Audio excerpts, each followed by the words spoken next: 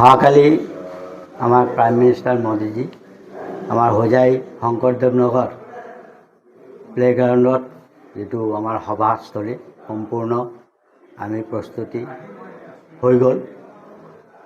আমাৰ ইয়াত 1 লাখৰ নিয়াৰ এবাউট 1 লাখ মানুহ উপস্থিত থাকিব।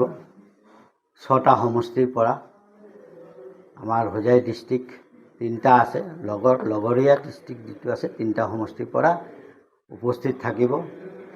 আৰু আমি সকলোৱে কাৰ্যকৰ্তা ইয়াতে উৎফুল্লিত হৈ আছে, দলে দলে যোগদান হ'ব। সেইটো আমাৰ মেছেজ সকলো স্তৰত গৈছে। গতিকে আপোনালোকৰ মাধ্যমতো আকৌ এবাৰ ৰাইজক অনুৰোধ কৰি আছোঁ, প্ৰধানমন্ত্ৰী মোদীজী হোজাই জিলালৈ এইবাৰ প্ৰথম আহি আছে। ইয়াৰ আগত মোদীজী অহা নাই। মোদীজী কিয় কোনো প্ৰধানমন্ত্ৰীয়ে অহা নাই।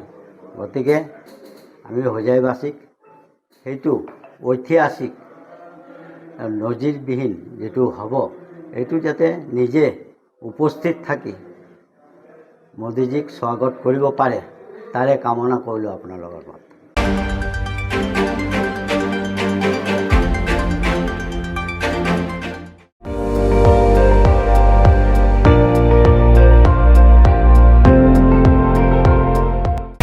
আপুনি চাই আছে ND24, সৰ্বশ্ৰেষ্ঠ নহয় সৰ্বোত্তমৰ দৌৰত।